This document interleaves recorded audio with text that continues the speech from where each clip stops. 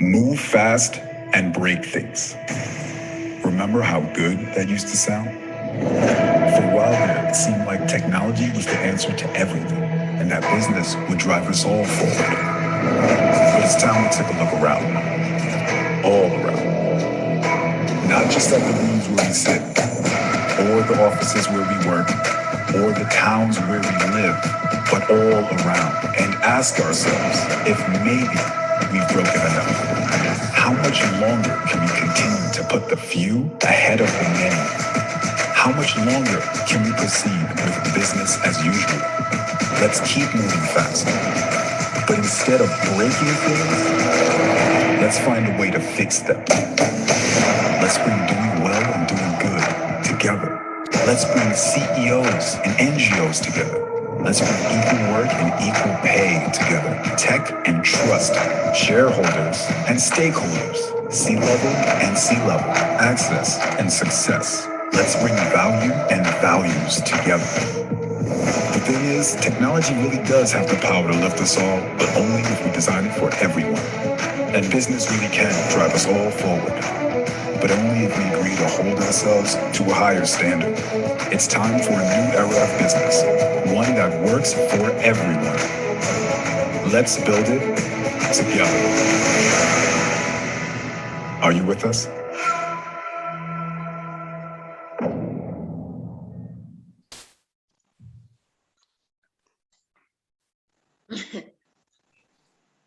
Super. The question is, are you with us? So with this, let's fix things introduction video, a very warm welcome from my side. My name is Hermien Elago, based here in Windhoek, Namibia. I am the founder of V5 Digital. And with me on the webinar, or on the, what we call it, the show, or V5 Africa today, is my lovely co-host, Ms. Hermien Elago, joining us from the harbor town of Walvis Bay, which is on the Namibia's southwest coast, for those that are tuning in from maybe across the continent or even elsewhere. So again, a very warm welcome, and especially warm welcome on this hot day here in Windhoek, Namibia, is our lovely keynote speaker, Ms. Hermien Elago. So just in terms of the agenda, so I'm going to hand over to my co-host Aina in a minute, and then Hermien will take us on a beautiful flight of successful storytelling in the digital age. There will definitely be enough time for Q&A towards the end of the session, and we will also give a bit of a glimpse and a look out for what's up next in mid-November. So we're not going to keep you for too long, maximum 55 minutes. So we should be done by the very latest at 1 p.m. local time. Just a quick background of who we are. So we are V5 Digital, a full-service digital marketing and strategy agency based in Windhoek, Namibia, but serving customers in Namibia, across the African continent, and also to a certain degree globally. And we really solve businesses' challenges by providing digital marketing strategy and tech solutions to help our customers and clients reach and excite their customers and consumers. You can see a list of our services, what we're passionate about, but today is not about us. Today is about Hermien and digital storytelling in the digital age. I would just like to have a quick shout out to our technology partners. You've seen that we are a Salesforce partner, but we are equally so a proud Rocket Seed partner and a Sharp Spring marketing automation and revenue growth platform partner. So with that, I would like to hand over to Aina just to do some housekeeping, and then we should be off. Oh, okay, sorry. I thought you were still going to continue saying something. Well, everybody, I'm Hermien Elago, Customer Success Officer at V5 Digital. As Hermien said, I'm today your co-host. I'm going to do a little bit of housekeeping and let you guys know that this recording is going to be recorded and sent to you within the next 3 days. So don't worry if you have to jot off a little bit, it's fine. Jot off, we'll still send you the recording. We have Zoom has a Q&A functionality, and I would love you guys to post your questions to Hermien or me or Hermien, any one of us, post them through the Q&A functionality that's there in your tab, and then we'll answer your questions at the end of the show.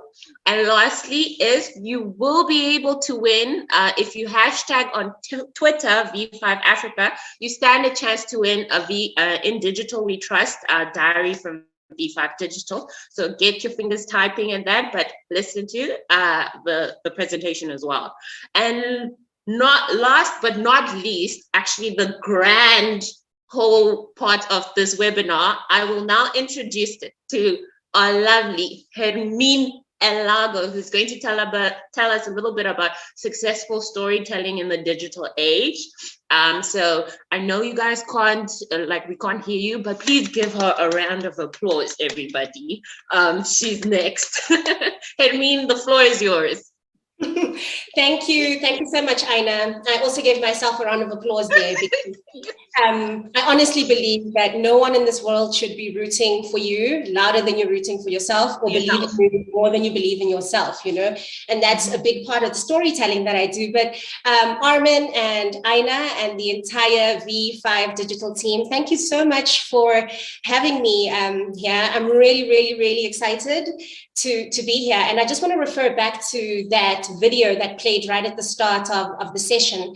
And towards the end of the video, that Salesforce video, they said technology lifts us up. And I just want to add that our stories connect us. They really do. And our stories have been around for as long as we have been around. And I always tell people, we are all storytellers. Like, storytelling comes innate for us. It is a part of who we are. You know, it's not even something that we do. It is a very layer of who we are. And this is why, as people, we are extremely drawn to stories, whether they be good or bad. I mean, look at any kind of like bad PR that happens and you will see the whole world, it'll be trending immediately on Twitter that, you know, this happened, because people want to know, like, so what's the story? What happened? And so that's what I'm really here to do. I'm here to marry the two. And I don't even think that, I think that marriage already exists. I don't think that there is a digital age without story, because our world as we know it right now has been formed because of the stories that we have told, as well as the stories that we have heard. So another thing is, please do be sure to go hashtag on Twitter, because what Aina didn't tell you is that that diary happens to be a moleskin diary. Yes. And I'm a collector of diaries. I'm a collector of diaries. So trust me, that is really something that you would like to get. So let me introduce myself, and I'm about to share my slides as well. My name is Hermien Elago, and just like you, I am a storyteller. I use the power of story to heal and overcome limiting beliefs, and I help others do the same. And I'm actually a little bit of an accidental online storyteller. 8 years ago, I started sharing a story of my own story, which I'll share right towards the end, of just coming out of obesity and healing a lot of childhood wounding and trauma as a result. And I went to the one place where we all go to share our stories, which is social media. And I just started sharing my story there. And what I did not realize, or what I did not expect, is the community that would come and surround me and literally walk the road with me. As Ram Dass once said, we are all just walking each other home. And that is literally what the social media community has done for me. And I really think that I would not have overcome a lot of those things had I not shared so openly on social media. And I know that, you know, social media does get a bit of a bad rep, but if used properly, it is such a healing tool. So I'm going to kickstart today's, I'm just quickly going to share my screen, just a second, and launch right into my talk for today. Okay. Aina, will you just confirm once it's been shared? Okay, will do. It says you're in the process of sharing, started screen sharing.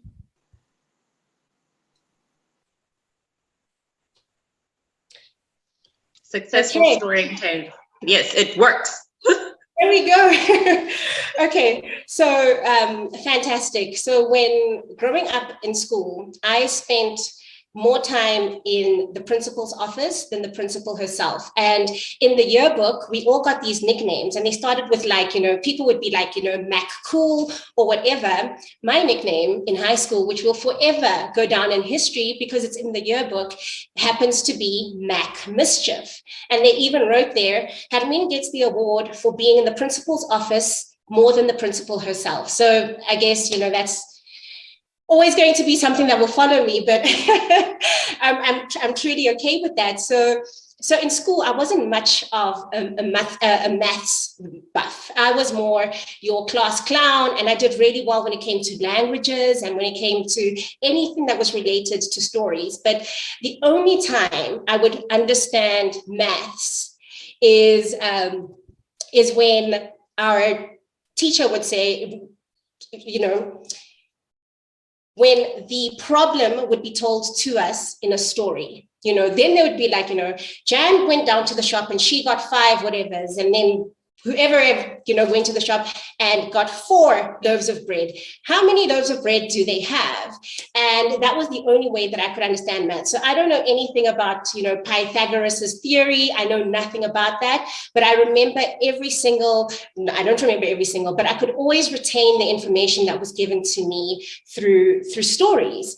And stories have been used to solve problems for ages and ages and ages. And we continue to do that even in the digital age. They've also been used to entertain, to educate, to preserve culture, which we all know, and to instill values. Think of bedtime stories in kids. Anytime we want to relay some kind of a moral or values to our children, we use the power of story, and every single story as a child always ends with, and the moral of the story is, and kids will always go away with that lessons. So stories move people. And the very importance right now of storytelling in the digital age is that a lot of people struggle with technology, except for those who are tech savvy and the team at V5 Digital, and this is why we need people like V5 Digital, because I for one, struggle with technology. And when somebody humanizes technology for us and they're able to tell it to us in a story, it all of a sudden it takes away that mystery surrounding technology and the fact that it's privy to a few who happen to be really, really smart. And this is one of the most important things in storytelling. And to be successful in the digital age, it's really important that we humanize whatever it is that we're telling people, and storytelling does that for us. So crafting a storytelling strategy, when we tell our stories and we use digital tools and text and technology, we make something that is really complex, and ideas and issues that are really complex, we make them simpler because we make them come to life. And once something comes to life, people almost feel like they're able to engage with it, and they're able to touch, see, hear, and smell it almost. And in order for us to connect with our audiences, we need to be able to tell these stories that resonate with them, because not everybody is tech savvy, but we cannot, no one can ignore the fact that the world is changing minute to minute to minute, and the digital age, first of all, it's here, and it's ever growing, and it's everything that we are right now. And I mean, if we look at today's session right now, we're talking to people in Dubai, and Aina is in Walfish Bay, and so it's almost like we need to grasp it, and we need to help each other grasp it, and storytelling is really where it's at for that. So when it comes to crafting a storytelling strategy, the first thing is learning to harness innovation and really using a mix of technology, from virtual reality to social media to augmented reality, which is something I've been studying now, which is really just enhancing natural environments. and offering these perceptually enriched experiences for people. And brands that are able to do that are really standing out at the forefront, where they're able to just take what is natural to us and enhancing it. So that's the first thing. The second thing is tapping into different skill sets. So, for example, some people are really, really good at writing, and that is where I flourish. And other people are really good with visuals, and they use imagery to express their messages really, really well. And then for others, like Armin and Aina, they're really, really tech savvy. They're able to use the latest platforms and the latest digital tools in order to tell the story of our world, really, because that's what we're constantly and consistently always doing, telling the story of our brand, telling the story of our business, telling the story of our world, and hopefully, just engaging people and, and capturing their attention. And then there are people who are really good as storyline creators. They're brilliant with ideas, but they struggle to execute. So it's so important that we either learn to tap into those different skill sets ourselves, or even better, collaborate with people who have these different skill sets to really, tell the story of whether it's your brand, whether it's your company, or whether it's just the world around you. And the third thing is engage your audience.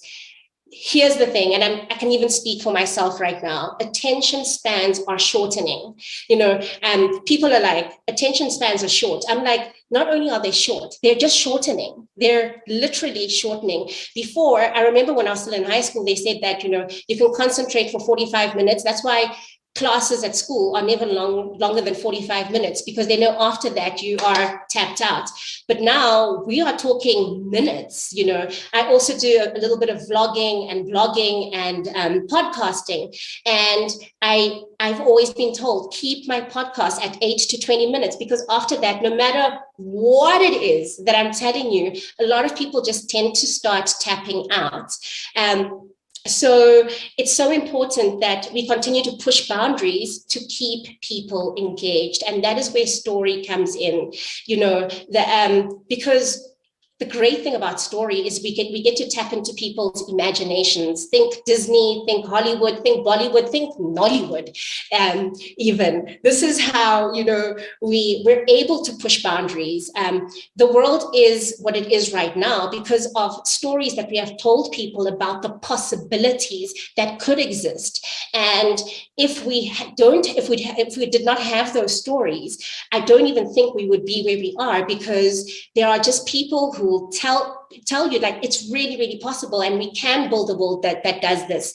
And think of movies where they have flying cars. Before those movies existed, none of us would even think of it, but now we're like, it's totally possible, and the world is moving towards that. And it's because we told these stories, and then people went to work and they were like, well, let's see if we can do this. And then the fourth thing with regards to crafting a storytelling strategy is be authentic. So as a professional speaker, I've really studied what it is, the number one trait that really makes a speaker stands out, and that is authenticity. It's the exact same thing for storytelling. It's the exact same thing for everything. Somebody asked me the other day, what's your favorite city in the world? And I was like, you know what? Authenticity. We are really, really drawn to stories that are told in a captivating, real, honest, true manner. And the more real it is, the more people connect. And the world that we live in right now, people can see right through a story that isn't true. So whatever it is that you are bringing into the world, the content that you're creating, the brand that you are building, anything that it is that you are doing, just make sure to be true. And you have to believe it first before anyone else is going to buy into it. So really immerse yourself in it, be curious about it, learn it, study it, and just it has to connect with you before it will connect with your audience. All right, standing the test of time. I have been on a weight loss journey for, it's a little bit over 8 years now. And with these weight loss journeys, and I know if you go look at Instagram, you'll see, people will show you the picture of the before, and then you will see this perfect after, and no one really tells you that messy, ugly, beautiful story in between, which is where we spend 98% of our lives. There's this before and this perfect after, but there's that messy in between where we spend most of our lives really. And I think it's so important to share those things, to share I wrote on Twitter the other day that people don't want your perfect product. They really want the story. They want to know how you got there. They want to know why it is that this sets your heart on fire. And when they understand that, it will set their hearts on fire too. So in order to be able to stand the test of time, first of all, tell a memorable story. Disney does a brilliant job at that. I am now almost 40, but the stories that I was told, like The Little Mermaid and all of those things at the age of 5, they have never left me. I don't even need for them to be retold. They are with me. They are still here. So tell a memorable story. And in order to be able to do that, is you need to evoke a response from your audience. And I remember Maya Angelou, I think, yeah, it is Maya Angelou, one of my favorite poets of all time, said, people won't remember, what it is that you did. They'll remember what it is, or what it is that you said. They'll remember how it is that you made them feel. So you really just need to evoke a response from people. And then the second thing is define your audience. Know who it is that you're talking to so that you can craft the story for them. Be consistent is the next thing. Just really be consistent with your messages and be persistent. I was doing some research on really just keeping audiences engaged. And one of the studies that I read said, people need to hear your message at least 3 to 5 times before they even start believing you. And I'm not saying like they are bought, they've sold. Just in order for them to start believing you, they need to hear your message 3 to 5 times. And that's quite a number of times. One of the topics that I speak on is also vulnerability, and as well as vulnerability in the workplace, because I truly believe that brave leaders make for brave employees, and we are bravest and most courageous when we are vulnerable, and we're not afraid, to share our mistakes and the fact that we're all learning, and the fact that no one on this earth has it figured out, and we are all making this up as we go along. So I'm really, really big on brave leadership and naked leadership, because that really does filter down. But one of my favorite speakers on vulnerability is Dr. Brené Brown, and she's really studied this. And one of the things she said, which has never left me, is that data is just story is just data with soul. Which brings me to one of my final points, which is really focus on data-driven messaging and data-driven stories, because stories is one thing, yes, but stories are very soft almost, and stories are really personal to each person. And the other thing about stories is that they can be interpreted almost any which way by anyone. But when you bring story together with data, like Brené said, data is just story is just data with soul, then I think that is where the sweet spot truly lies. So data, we all know, is absolutely valuable. It's probably one of the most important marketing resources, because information directs us. And without data, if you don't know about your demographic, if you do not know about the people that you're speaking to, you're literally just a loud ringing bell in the middle of nowhere, and you're not really speaking to anyone. So I think it's really, really important that as you build the story of your brand, as you build the story of your business, and as you build the story of the kind of world that it is that we want to build, that we never forget that data truly guides us in being able to tell effective stories. The stories are fantastic, but they do need to be effective. So the first thing is just demographic data. It helps you know the mindset of those that you're telling the stories to, and mindset is everything, because it gives you a peek into what they're thinking, so that you can always kind of be one step ahead of the curve. And that's really, really important. And then the other thing is trends, just looking at trends and following them, because people who are able to understand trends and to look at them, you kind of can future pace and go ahead and stand out. So that's the other thing. And data helps us measure success, because it's pointless telling stories and building all of this is ultimately, if we do not gain whatever success it is that we are aiming for, whether that be numbers, whether that be the bottom line, whether that be impact, whether that be making a difference. If we can't measure it, we can't really be better or do better. So our stories really need to drive that. And this is where analytics comes in. And this is also where V5 Digital would come in if you need help with that. It's not easy for everyone, and I speak for myself, to be able to create these data-driven messages and telling a brand story that is impactful and actually makes a difference, and really importantly, effectively. And I think that if you don't know, go to the guys who know. I'm a firm believer in that, because not only will they help you know, but you'll also gain an understanding, and then you will know too, and then you can build from that place. The world is filled with people who know, and I really don't think we need to reinvent the wheel. We need to, struggle when you can just step outside, go to the people who do know what they're doing, and I think it's fantastic that we do have companies like V5 Digital that are able to assist us with that. And so really don't struggle, reach out in all aspects. And then story time. What is a storyteller who does not tell a story? So about 8 years ago, so for as long as, for the largest part of my life, I have struggled with my weight. My issues with my weight have filtered into and impacted and affected almost every single area of my life. And I know that it's the same for a lot of women.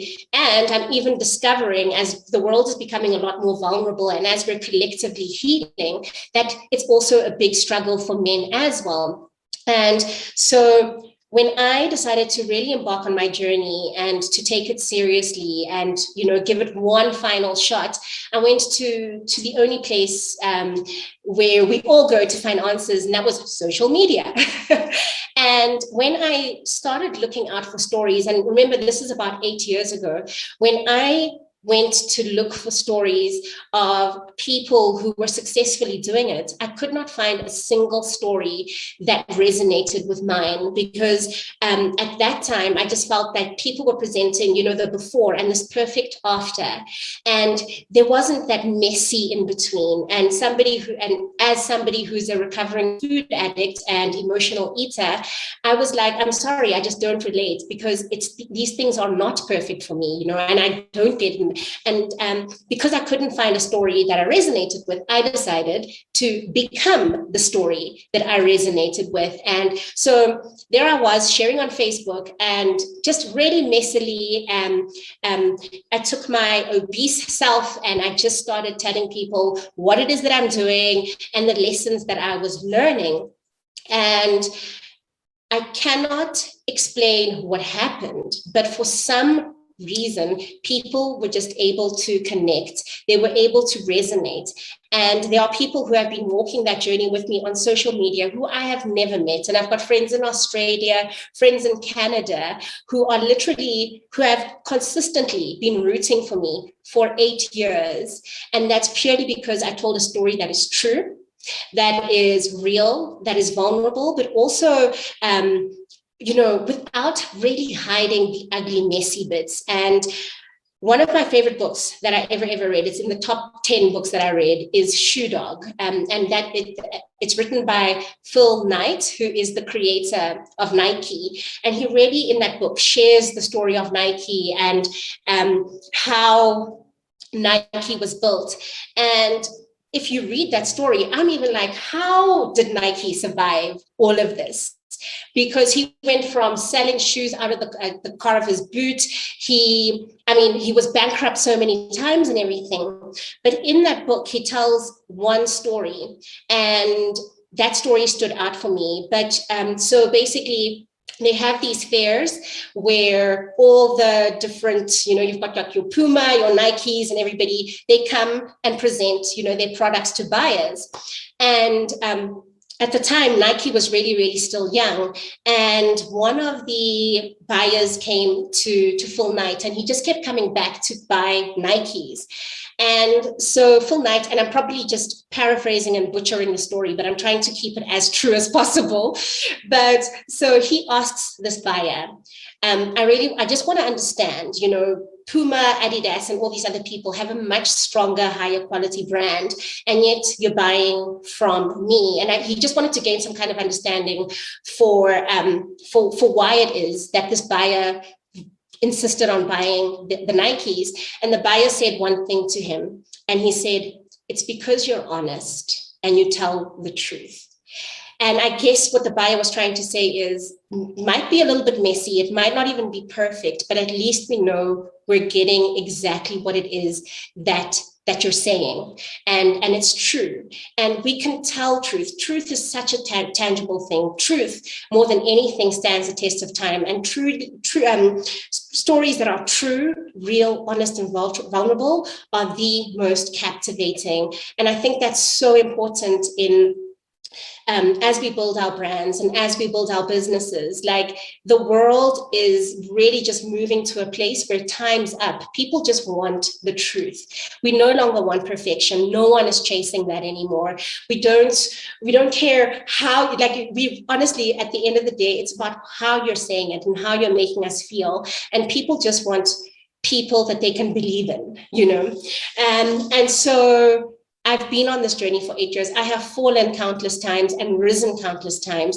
And I think one of the things that really moves me is the fact that the community that has come alongside me has fallen and risen with me. And even when I fell, they did not go. And that's because they know that when I do get up again, I will tell the truth, and you would be amazed at how many people can resonate. And so that's the importance of and successful storytelling in the digital age, is that in order to keep our audiences captivated and engaged and there with us, and more importantly, you don't want people just to be captivated and engaged. You want them to stay, and you want them to walk the road with your brand. It is so important to take these digital tools that we do have, take virtual reality, take augmented reality, take social media, and continue to humanize it, because it's not just there for Justin J. Everything exists for us, and it exists for the people, and it really exists for the audience that you're speaking to. So successful storytelling humanizes what it is that you are doing digitally. Remember that you're talking to people. So where you really, really want to get them is here in the fields, right here. Because once you've won somebody's heart over, you can speak into that heart and they stay with you. So that's my story, and I'm sticking to it. So Ina, thank you so much. I decided I'm trying to check the time here. Yay, it is 12:36. And I did say that I'd obviously just leave enough time open for questions. I'm going to stop sharing my screen quickly.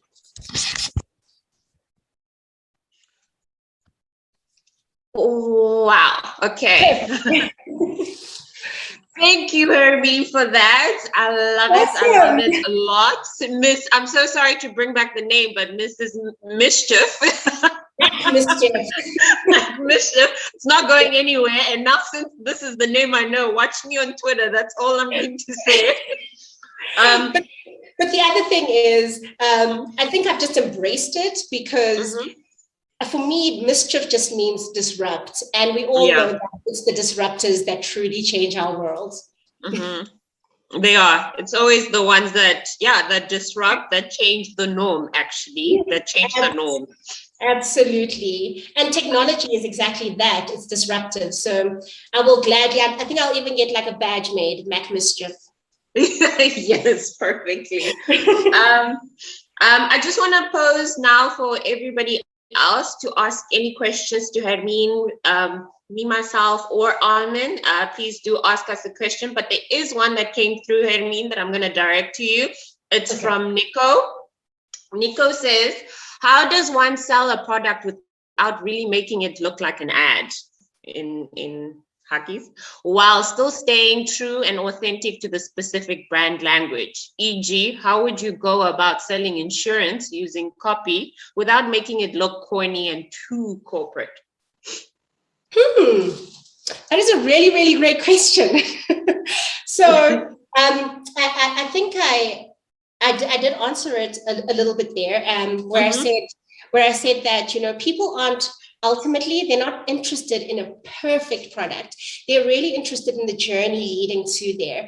And I think that, you know, when building a product, I don't think that you should wait until the very end to win the hearts of people over, or to you know, engage your clients, or to get their attention. I would say if you build the story as you're building the product, you take people along on the ride with you, and as they go with you, like, you know, people stay.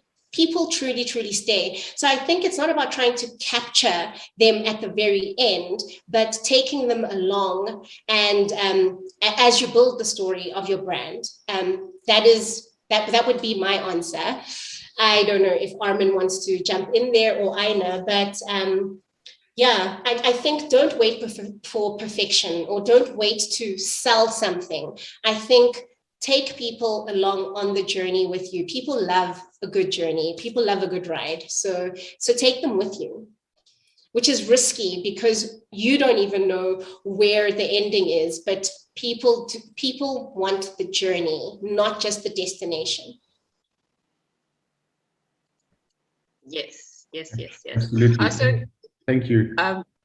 I don't know if Armin wants to add. I do want to add for Nico in terms of insurance and so forth. Storytelling is now the new way of advertising. And I think a lot of companies right now aren't coming to the ball game because the old selling doesn't work anymore. Putting up a poster doesn't work anymore. You need to touch people's hearts. You need to make, even if you have to get a client in for insurance and explain their story and say, for example, hi, my name is Aina Ilunga, and without the other day, I bumped my car, and without car insurance, I wouldn't have been able to do this and this and this.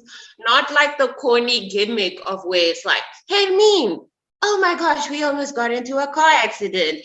Let's get life insurance. Let's not sell it, but sell a story and sell somebody else's experience, and not, because now people are very clever and they know this person is paid to say that, this person is done to, so you have to become more authentic. And I know Hermien has been preaching that the whole time today, but authenticity is the way to go in our new digital age. It's not anymore about just showing a proud, people don't care about the discounts anymore. People care about how you make them feel.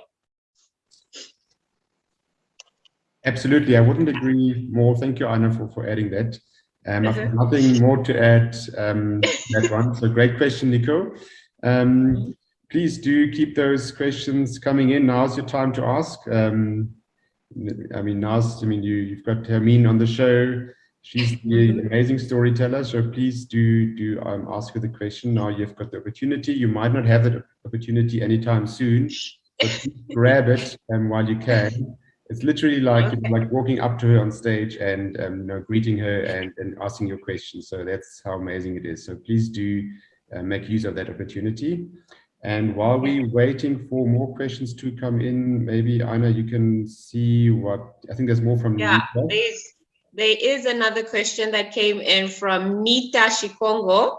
She asked, and she's like, as a speaker and storyteller, what has been the greatest lesson on your journey, Hermien?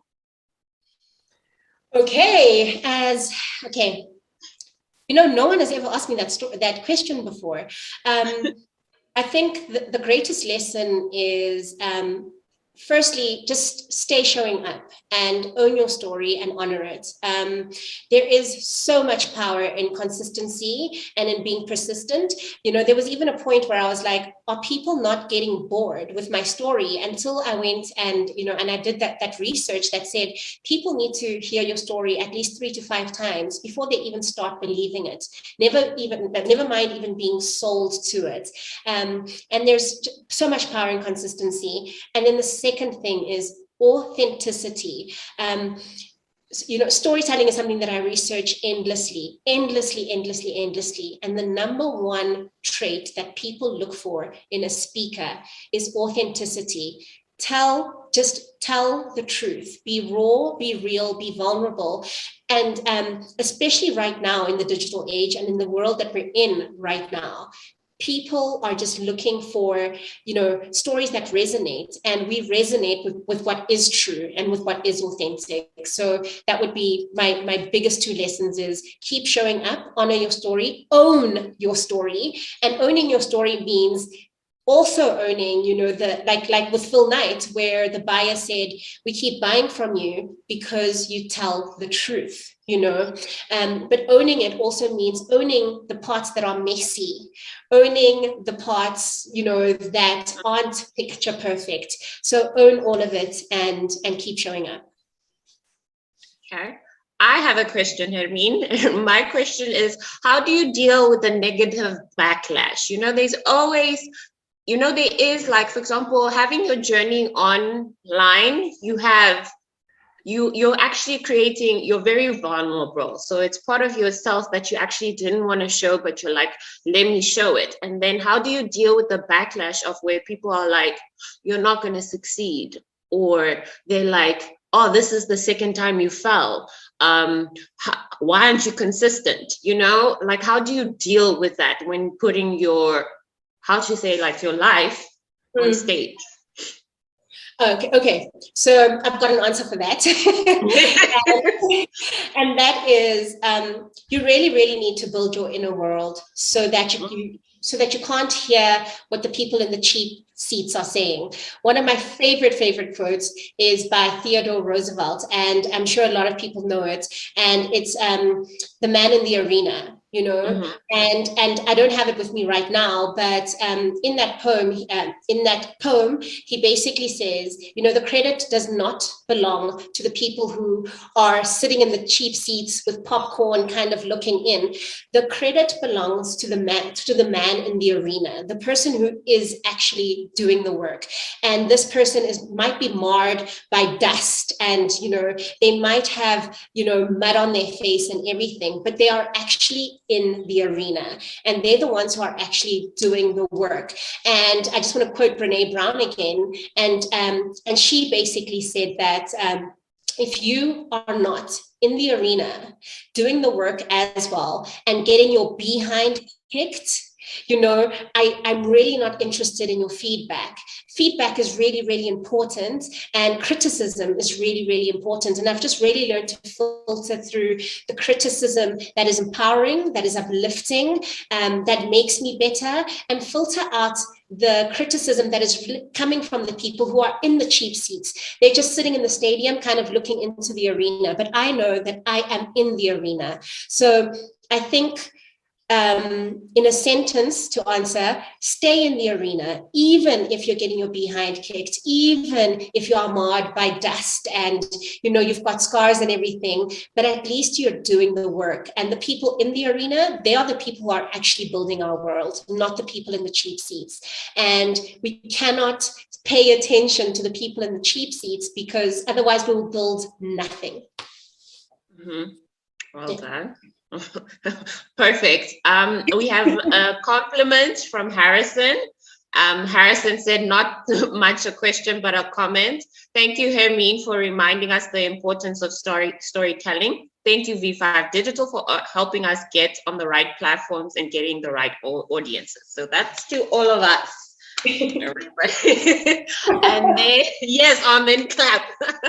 Okay, and then we have, oh my gosh, there's a long one in the question in the chat, but let me first deal with Lloyd because he was first. What is your view on emotional storytelling with the aim of changing the way individuals think and the brand themselves? Oh, wow. I think any story that we're being told and any story that we hear does not leave us the same. Stories are there for that very thing. It's to move people, and we move people by, you know, getting in touch with their emotions. So emotional storytelling is storytelling. I think it is a layer of storytelling. A lot of my friends will say that when they're not feeling so great, they'll go out and they'll go buy something, you know, and that will change the way that they feel. So ultimately, we are doing a lot of things based on our emotions. And this is why we have a whole lot of women who are in their 60s and 70s still waiting for Prince Charming to come riding in on a horse because of what Disney told them 60 years ago, with Sleeping Beauty and all of that. It's our emotions that they move us, and the stories that connect with our emotions, they will always shape the way that we think and the way that we ultimately act, because we act based a lot on our emotions. And I think as brands and as businesses and as, world changers, we cannot negate the fact that people literally do a lot of what they do based on their emotions and how they feel. So we need to tap into that. And yeah, I hope that answers your question. Yes. From Dr. Tahir Khan, aka Dr. Bot. I love that. Context. There is no age to begin storytelling. In one of the startups that I help with works with kids and teens, they are generally good storytellers if we encourage them well. Question: would you recommend any books for teens as well as adults to read, books or podcasts or any other source?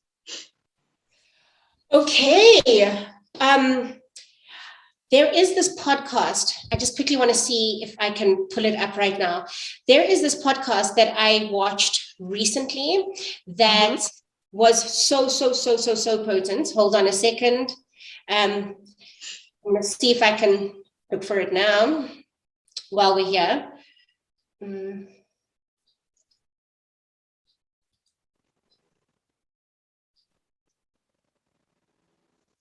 And while I'm doing that, I'm going to try and multitask, which is like the worst thing that I could ever do. There's actually, sorry, let me help you to get you some time there. There's actually a fact. There's a fact that says, there's always been the saying of women are better multitaskers than men, okay? But actually, this fact has been debunked, that we're all horrible. Actually, we're all horrible. We're just less horrible than men. So no one is really a good multitasker. Yes. Okay, here it is. Thank you. Thank you for buying me time there. Yes, we have to work as a team, Hermien. We have to work as a team. I am a big believer in single tasking, but there is a podcast. I will also just send the link through to Armin and to Aina. It is there's a doctor, Dr. Angus Fletcher, and basically he is a doctor of storytelling. Yes, they actually do exist. And he has written a book called Wonderworks, the 25 most powerful invention in the history of literature. And in this book, he speaks about how science itself and evidence has proven the power of story, and that it is literally our number one tool in shaping how we're creating the world. So his name there is Dr. Angus Fletcher. He hopped onto a podcast with Dr. Brené Brown, which I have listened to, I think, a minimum of 5 times. So read his books. He has worked for not only universities, but he's also worked for places such as Pixar, which does a lot of animations. I'm sure everybody knows them, but like they do a lot of animations and that kind of stuff. And he consults for a lot of production studios and that kind of stuff. So yes, check out Dr. Angus Fletcher, and then just read all the books that you can. Okay. Another question. I don't want to leave my boy Nico. Nico keeps on asking these questions in the chat, but I see you. I'm trying to get you, but you need to move over to this side, Nico. Okay, sorry, but I see Dr. Bott just asked if he spelled Dr. Angus Fletcher correctly, and I saw how he spelled it, and it is correct. That was the correct spelling. Yes. Yes. Okay, let me just ask Nico's question. Our biggest misconception about storytelling and advertising is one of his questions. And then his second question is, how does one still stay creative while writing blogs, while still making sure to stick to a certain keywords important for SEO? In my experience, I feel like they limit me a lot. Writing blogs that catch the consumer's attention while still trying to get a high ranking on Google. This can be a combination of Hermien and Armin. Yes. Armin, I see you thinking really well there. Okay, maybe I can just tap in on, staying creative, and I'm definitely going to hand over the whole SEO and everything to Armin, because that's what he does. So when it comes to staying creative, I have one big tip. Create, create, create. Just keep on creating. Whether the world sees it or not, you just need to keep on creating. If you are really, really great with writing, write. If you are really, really great with brand storytelling, just keep on doing it. Do it for yourself, do it with your friends, you stay creative by creating. And now I'm going to hand over to Armin to answer the rest of the question. I'm catching the ball here. Thank you, Hermien. Thank you, Nico, for the great question. I don't think there's a straight answer to that, but we believe there is definitely still a lot of opportunity, within keywords and in linking out, because you need to essentially link out then from your blog article to sources. And I would say make sure that those sources are trusted sources. Coming back to what Hermien was saying about trust and authenticity. So just making sure that those sources are trusted sources. And we actually have a blog. We've written a blog on blogs. So I'm going to try and still share that with you while we are online. Otherwise, we make sure that we get that one to you, Nico, the next day or two. So just make sure that you read that blog on blogs, which gives you all kinds of tips on how to make sure that you do the linking right and all that. Okay. Another question from Harrison. Harrison asked, would you like to give us a sneak peek into your next chapter, Hermien? I'm also Urach. What new layer are you looking to add to your journey? Come on, spill the tea. Spill it. Harrison. I think the next layer for me is really moving into the coaching space when it comes to storytelling, that is really something that I want to do, because I do believe storytelling comes innate. I think that all 8 billion of us on this world are storytellers. We just use different tools, whether it, whether it be social media, whether it be writing, whether it be books. I think we are all storytellers, and I really want to help people to tap into that. So I really want to go move into the coaching space. And also spinning off of another quote that I heard, it says, we teach best what we need to learn the most. And I feel that I've only touched the tip of the iceberg, that is storytelling. And I feel that if I can teach it, I'll be able to learn a whole lot more, because nothing sets my heart on fire more than stories, because they've brought us here, really, and they connect us. Okay, and then our last question, because we do pride ourselves on trying to end at 55, but we're gonna still make this last question. Okay, I think everybody's in agreement that you still want one more question, and you still want to listen to Hermien's voice, because I could as well, just like one of our other participants who said they can listen to Hermien all day, every day. Me too, Hermien. Have a masterclass that's 12 hours long, I'm there. Okay, the next question is, how can one tell a story without stepping in the toes of many people's beliefs and principles, seeing that we are more liberal now, while using the method of persuasion, ethos, pathos, and logos? Yo. This is a good question. So Maya, you brought it. Maya, you brought it. Thanks for having me. It was fun being here. Maya, great. I have to be really honest with this answer, and say that, storytellers don't walk on eggshells. A lot of our beliefs and a lot of the beliefs that we hold dear are shaped because of the stories that we've been told. And our world continues to move and to change and to be shaped because stories are being told. As people heal, grow, move, build, create, stories continue to change, and ultimately it filters into our world. So I think as long as we maintain a culture of honor and a culture of respect, I don't think that we can avoid, though, stepping on people's toes. Most creators and creatives aren't the type of people who avoid stepping on people's toes. They're not afraid to go there. They're the guys dancing right on the edge over there. And this is, look at the books that we read that change us.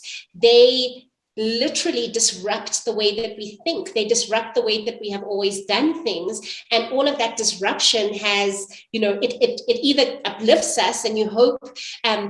So I would say maybe maintain a culture of honor and a culture of respect as you tell those stories, and you can't go wrong there. So respect first, respect second, respect third, and just honor the experiences of others and understand where they're coming from. Okay, that's okay. Sorry, the other questions that do come through, guys, I will send them off to Hermien, and then she'll respond to them by email.